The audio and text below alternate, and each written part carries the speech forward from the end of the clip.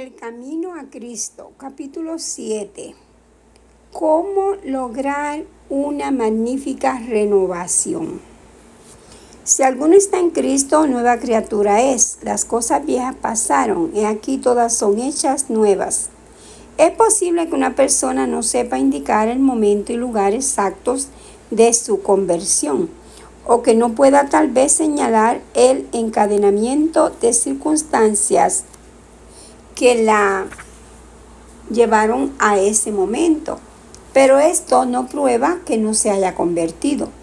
Cristo dijo a Nicodemo: el viento sopla de donde quiere y oye su sonido, mas ni sabes de dónde viene ni a dónde va. Así es todo aquel que es nacido del Espíritu. Como el viento es invisible y sin embargo se ven y se sienten claramente sus efectos, así también obra el Espíritu de Dios en el corazón humano. El poder regenerador que ningún ojo humano puede ver engendra una vida nueva en el alma, crea un nuevo ser conforme a la imagen de Dios. Aunque la obra del Espíritu es silenciosa e imperceptible, sus efectos son manifiestos. Cuando el corazón ha sido renovado por el Espíritu de Dios, el hecho se revela en la vida. Si bien no podemos hacer cosa alguna para cambiar nuestro corazón, ni para ponernos en armonía con Dios, si bien no debemos confiar para nada en nosotros mismos, ni en nuestras buenas obras, nuestra vida demostrará si la gracia de Dios mora en nosotros. Se notará un cambio en el carácter, en las costumbres y ocupaciones. El contraste entre lo que eran antes y lo que son ahora será muy claro e inequívoco. El carácter se da a conocer no por las obras buenas o malas que de vez en cuando se ejecutan, sino por la tendencia de las palabras y de los actos habituales en la vida diaria. Es cierto que puede haber una conducta externa correcta sin el poder renovador de Cristo. El amor a la influencia y el deseo de ser estimado por los demás pueden producir una vida bien ordenada. El respeto propio puede impulsarnos a evitar las apariencias de mal. Un corazón egoísta puede realizar actos de generosidad. ¿De qué medio nos valdremos entonces para saber de parte de quién estamos? ¿Quién posee nuestro corazón? ¿Con quién están nuestros pensamientos? ¿De quién nos gusta hablar? ¿Para quién son nuestros más ardientes afectos y nuestras mejores energías? Si somos de Cristo, nuestros pensamientos están con Él y le dedicamos nuestras más gratas reflexiones. Le hemos consagrado todo lo que tenemos y somos. Anhelamos ser semejantes a Él, tener su espíritu, hacer su voluntad y agradarle en todo. Los que llegan a ser nuevas criaturas en Cristo Jesús producen los frutos de su espíritu: amor, gozo, paz, paciencia, benignidad, bondad, fe, mansedumbre, templanza.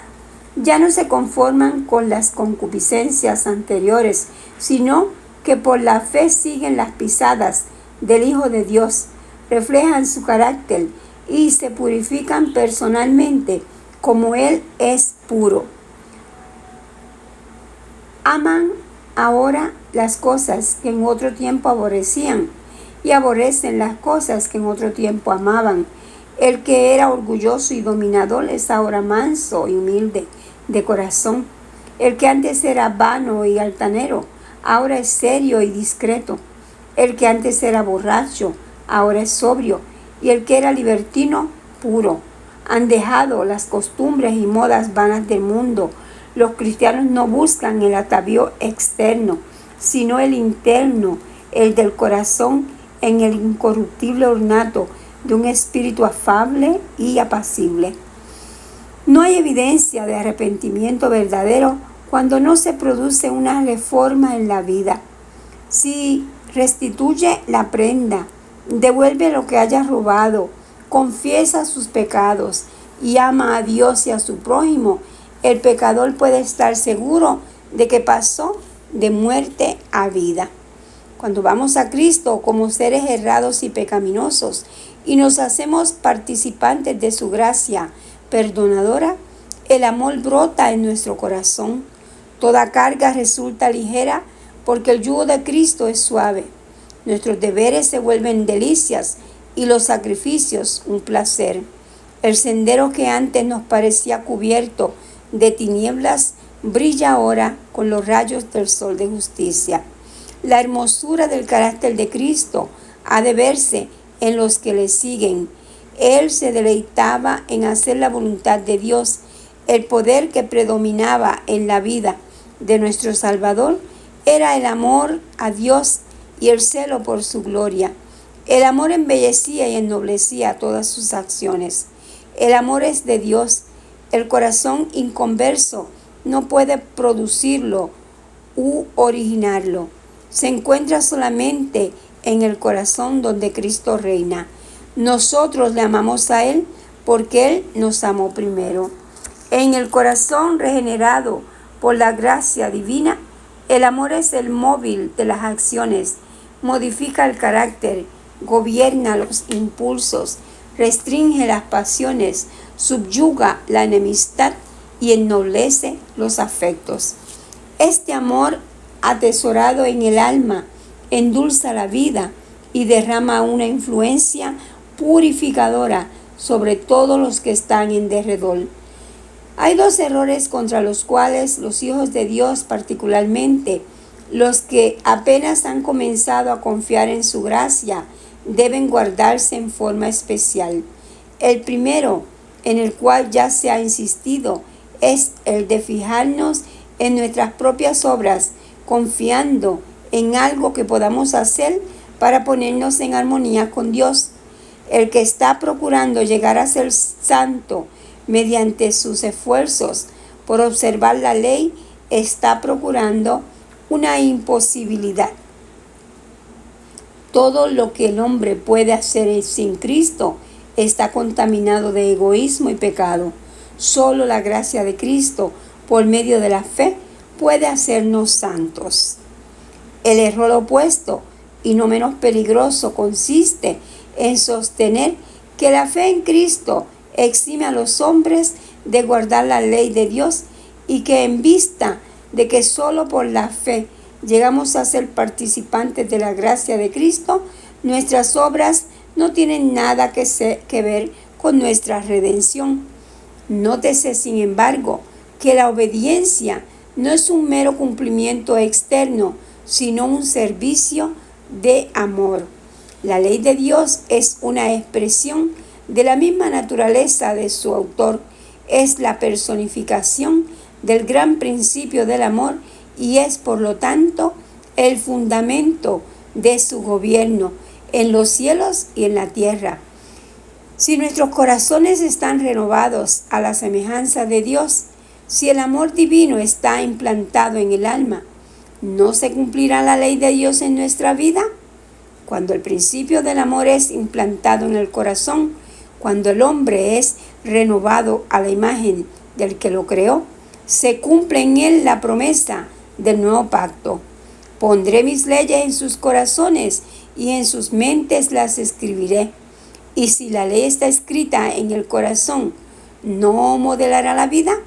La obediencia, es decir, el servicio y la lealtad que se rinden por amor, es la verdadera prueba del discipulado.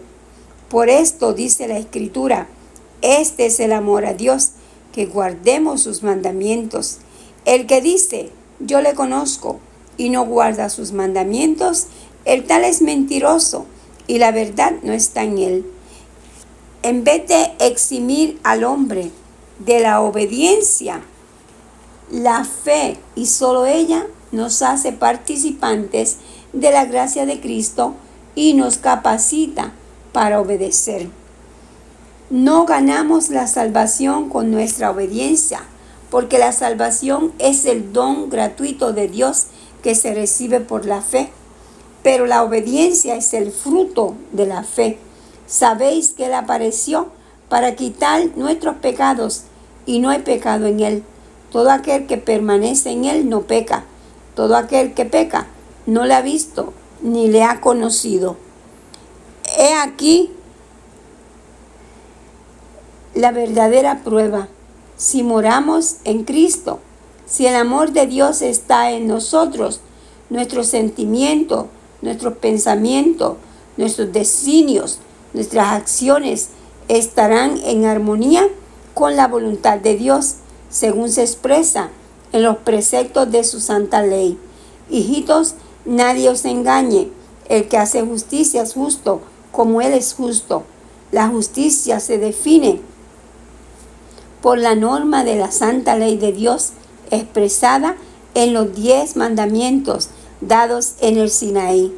La así llamada fe en Cristo, que según se sostiene, exime a los hombres de la obligación de obedecer a Dios, no es fe, sino presunción. Por gracia sois salvos por medio de la fe, mas la fe, si no tiene obras, es muerta en sí misma. El Señor Jesús dijo de sí mismo, antes de venir al mundo, el hacer tu voluntad, Dios mío, me ha agradado, y tu ley está en medio de mi corazón. Y cuando estaba por ascender de nuevo al cielo, dijo, así como yo he guardado los mandamientos de mi Padre, y permanezco en su amor. La Escritura afirma, y en esto sabemos que nosotros le conocemos, si guardamos sus mandamientos. El que dice que permanece en él, debe andar como él anduvo, pues para esto fuisteis llamados, porque también Cristo padeció por nosotros, dejándonos ejemplo para que sigáis sus pisadas. La condición para alcanzar la vida eterna es ahora exactamente la misma de siempre, tal cual era en el paraíso antes de la caída de nuestros primeros padres, la perfecta obediencia a la ley de Dios, la perfecta justicia. Si la vida eterna se concediera con alguna condición inferior a esta, peligraría la felicidad de todo el universo. Se le abriría la puerta al pecado con toda su secuela de dolor y miseria para siempre. Antes que Adán cayese, le era posible desarrollar un carácter justo por la obediencia a la ley de Dios, mas no lo hizo, y por causa de su caída tenemos una naturaleza pecaminosa y no podemos hacernos justos a nosotros mismos. Puesto que somos pecadores y malos, no podemos obedecer perfectamente una ley santa. No tenemos justicia propia con que cumplir lo que la ley de Dios exige, pero Cristo nos preparó una vía de escape. Vivió en esta tierra en medio de pruebas y tentaciones como las que nosotros tenemos que arrostrar. Sin embargo, su vida fue impecable. Murió por nosotros y ahora ofrece quitar nuestros pecados y vestirnos de su justicia. Si os entregáis a Él y le aceptáis como vuestro Salvador, por pecaminosa que haya sido vuestra vida, seréis contados entre los justos por consideración a Él. El carácter de Cristo reemplaza el vuestro y sois aceptados por Dios como si no hubierais pecado. Más aún, Cristo cambia el corazón y habita en el vuestro por la fe. Debéis mantener esta comunión con Cristo por la fe y la sumisión continua de vuestra voluntad a Él. Mientras lo hagáis, Él obrará en vosotros para que querráis y hagáis conforme a su beneplácito. Así podréis decir, y lo que ahora vivo en la carne, lo vivo en la fe del Hijo de Dios, el cual me amó y se entregó a sí mismo por mí. Así dijo el Señor Jesús a sus discípulos: no sois vosotros los que habláis, sino el Espíritu de vuestro Padre que mora en vosotros. De modo que si Cristo obra en vosotros, manifestaréis el mismo Espíritu, haréis las mismas obras que Él, obras de justicia y obediencia. Así que no hay en nosotros mismos cosa alguna de qué jactarnos. No tenemos motivo para ensalzarnos. El único fundamento de nuestra esperanza es la justicia de Cristo que nos es imputada y la que produce su Espíritu al obrar en nosotros y por nosotros. Cuando hablamos de la fe, debemos tener siempre presentes una distinción. Hay una clase de creencia enteramente distinta de la fe. La existencia y el poder de Dios, la verdad de su palabra, son hechos que aún el enemigo y sus huestes no pueden negar en lo último de su corazón.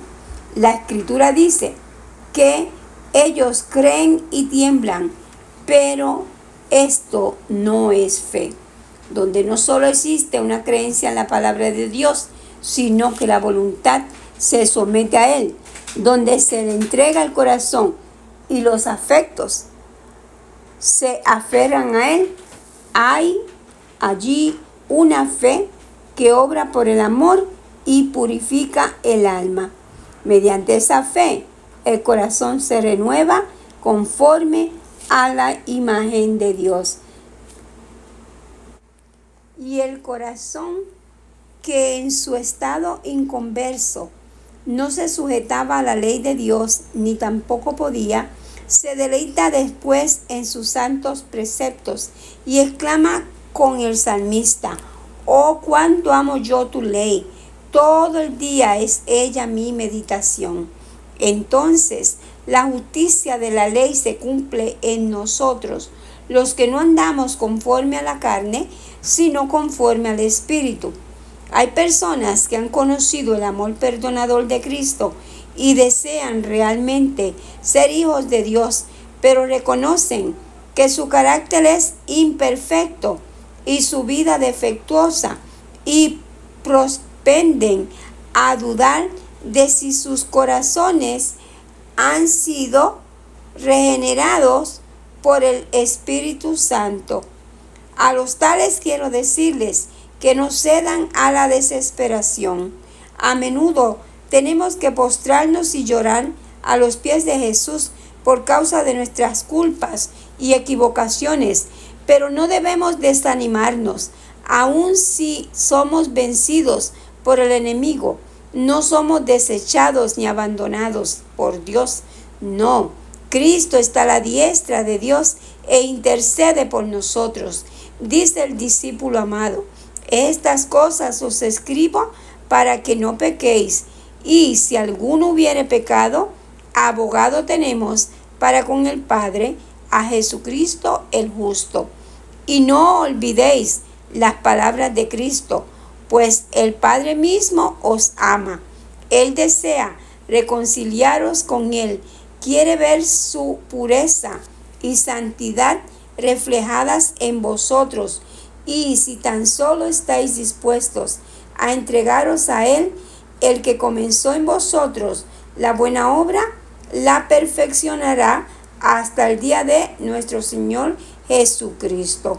Orad con más fervor, creed más implícitamente. Cuando lleguemos a desconfiar de nuestra propia fuerza, confiaremos en el poder de nuestro Redentor y alabaremos a aquel que es la salud de nuestro rostro. Cuanto más cerca estéis de Jesús, más imperfecto os reconoceréis, porque veréis tanto más claramente vuestros defectos a la luz del contraste de su perfecta naturaleza. Esta es una señal cierta de que los engaños del enemigo han perdido su poder y de que el Espíritu de Dios os está despertando. No puede existir amor profundo hacia el Señor Jesús en el corazón que no comprende su propia perversidad. El alma transformada por la gracia de Cristo admirará el divino carácter de Él, pero cuando no vemos nuestra propia deformidad moral, damos prueba inequívoca de que no hemos vislumbrado la belleza y excelencia de Cristo. Mientras menos cosas dignas de estima veamos en nosotros, más encontraremos que apreciar en la pureza y santidad infinitas de nuestro Salvador. Una percepción de nuestra pecaminosidad nos impulsa hacia aquel que puede perdonarnos, y cuando, comprendiendo nuestro desamparo, nos esforcemos por seguir a Cristo, Él se nos revelará con poder. Cuanto más nos impulse hacia Él y hacia la palabra de Dios, el sentimiento de nuestra necesidad, tanto más elevada visión tendremos del carácter de nuestro Redentor, y con tanta mayor plenitud reflejaremos su imagen.